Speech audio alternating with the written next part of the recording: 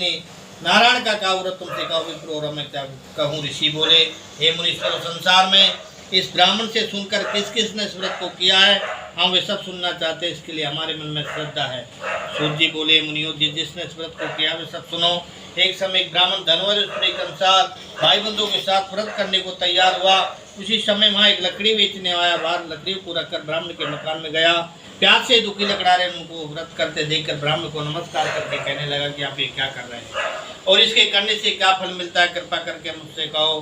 ब्राह्मण ने कहा कि सब मनोकामना को पूरा करने वाला ये सत्यनारायण भगवान जी का व्रत है, इसी की कृपा से मेरे धन धान की वृद्धि हुई है।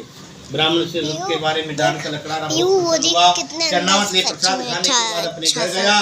लकड़ारे ने अपने मन में इस प्रकार का संकल्प किया कि आज गांव में जो लकड़ी बेचने से मुझे धन मिलेगा उसी से सत्यनारायण भगवान की मैं कथा करवाऊंगा, व्रत करूंगा। ये मन में विचार कर बूढ़ा लकड़ारा लकड़ी अपने सिर पर रखकर जिस नगर में धनवान लोग रहते थे वैसे सुंदर नगर को गया। उस रोज वहां पर उस लकड़ियों का दाम पहले दिनों से चौगुना मिला। तब बूढ़ा लकड़ारा दाम लेते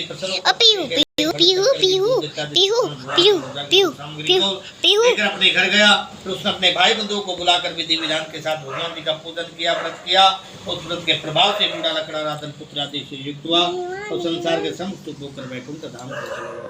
बोलो सत्यनारायण भगवान की जय।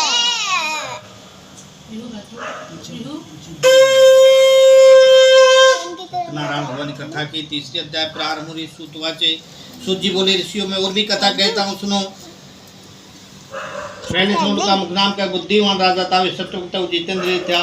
प्रतिदिन देवस्थानों को जाता तथा गरीबों को धन के कष्ट दूर करता था। उसकी पत्नी कमल के समान वाली सती साध्वी थी। भद्रशिला नदी के तट पर दोनों ने सत्यनारायण भगवान जी का व्रत किया, कथा करी। उस समय वहाँ साधु वैसा उसके पास व्यापार के लिए बहुत साधन था।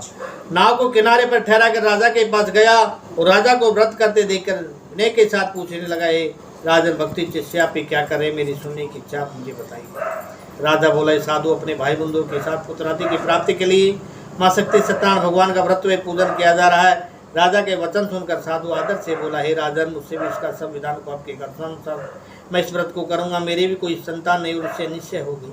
राजा से सब विधान सुन व्यापार से निर्मित आनंद के साथ गया। साधु ने अपनी स्त्री संतान देने वाले व्रत का समाचार सुनाया। कहा कि जब मेरी संतान होगी तब मैं इस व्रत को करूंगा। साधु ने शिवचन अपनी स्त्री लीलावती को कहे।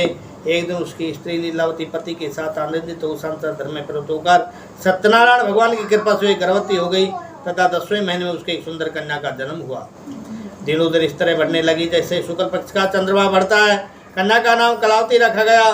तब लीलावती ने मीठे शब्दों में अपने पति से कहा कि जो आपने संकल्प किया था कि भगवान जी का व्रत करूंगा, अब आप उस व्रत को करिए। साधु बोला, हे प्रिय, मैं इसके विवाह पर मैं इस व्रत को करूंगा। इस प्रकार अपनी पत्नी को आश्वासन दे नगर को गया। कलावती प्रग्रह में वृद्धि को प्राप्त हो गई। साधु ने जब नगर में सखियों के साथ अपनी पुत्री को देखा तो तुरंत ही दूध बुलाकर कहा कि पुत्री के वास्ते कोई शुभ वर देख कर लाओ। साधु की आज्ञा पाकर दूध खर्च नगर पहुंचा। माकर बड़ी खोज और देखभाल कर लड़की के लिए शुभवाणी पुत्र को ले आया। उस युग लड़के को देखकर साधु ने अपने भाई बंधुओं से प्रसन्नचित्त अपनी पुत्री का विवाह उसी के साथ कर दिया। किंतु दुर्भाग्य से विवाह के समय उस व्रत को करना भूल गया। तब श्री भगवान क्रोधित हो गए, श्राप दिया कि तुम्हें दारुण दुख प्राप्त होगा। अपने कार्य में कुशल साधु बने दामा से समुद्र के समीप स्थित रतनपुर नगर गया। वहाँ दोनों ससुर चंद्रकेतु राजा के उस नगर में व्यापार करने लगे। एक रोज भगवान सत्यनारायण की माया से प्रेरित को चोर राजा का धन को चुरा कर भागा जा रहा था, किंतु राजा के दूतों को आता देखकर तो घबरा कर भागते भागते धन को